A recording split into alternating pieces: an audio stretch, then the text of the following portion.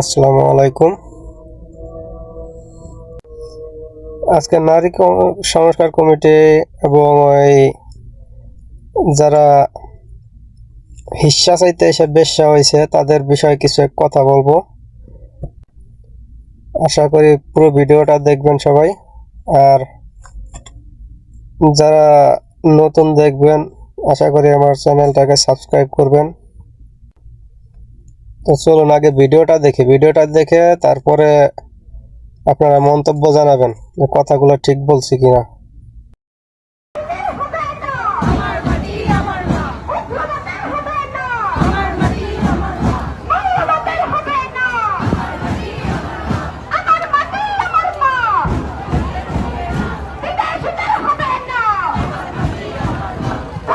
পিছান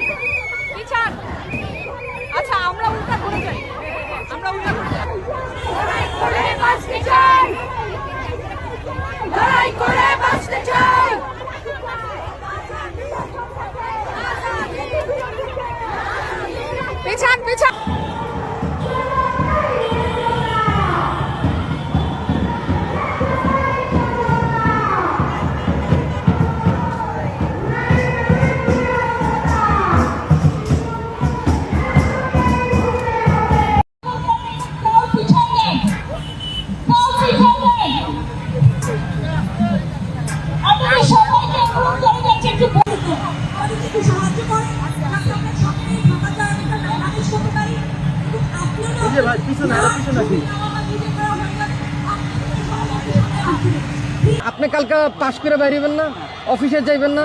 আপনি আমার থেকে আপনার বিষয় দরকার। আমি স্টেজের পোলা ছিলাম, আমার তো মোটামুটি আল্লাপাক 2 টাকা পয়সা দিছে। আমি একটা কোনো মেডিকেলে যেতে পারবো, যারা জগন্নাথ বা ঢাকা ইউনিভার্সিটি পড়ে ওরা কিন্তু মধ্যবিত্ত সন্তান, ঠিক আছে? ওর তো ঢাকা মেডিকেলে যাওয়ান লাগবো, কেমনে যাইবো এখন? ও তো হাসপাতাল এই রাস্তায় মরে পড়ে থাকবো, বড় বাসাবেন কেমন? I'm about to skip this shit. Skip. Bro, when does this game get fucking good? আমরা এদেশের নাগরিক, এই মাটিতে জন্ম, এই মাটিতে বড় হওয়া, বেড়ে ওঠা। নারী হিসেবে আমাদের যা অধিকার সেই অধিকার আমাদেরকে দিতে হবে, সোজা কথা।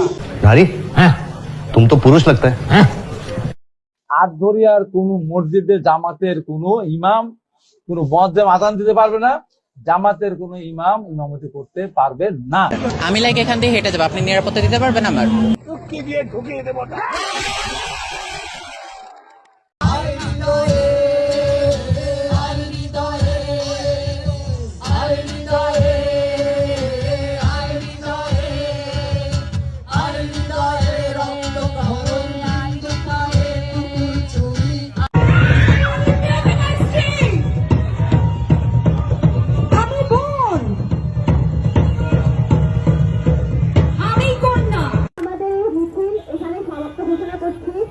এখানে মূর্তিযাত্রায় সবাইকে অংশগ্রহণ করার জন্য অসংখ্য ধন্যবাদ। বর্ণন নির্বিশেষে সবাই এখানে এসেছেন, আমাদের সাথে অনেক সমস্যা থাকা সত্ত্বেও পুরোটা মিছিল হেঁটেছেন।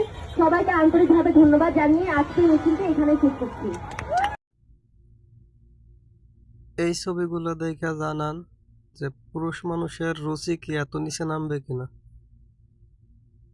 মানুষের নিন্দা করতে নাই, কিন্তু এই যে ছবিগুলো দেখবেন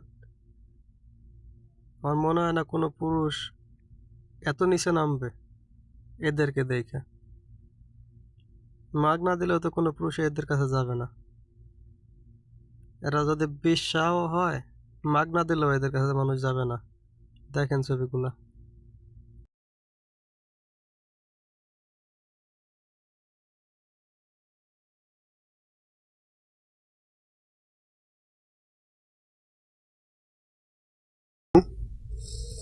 এর একটারও তো স্বামী নাই, ওনারা চায়টা কি আসলে?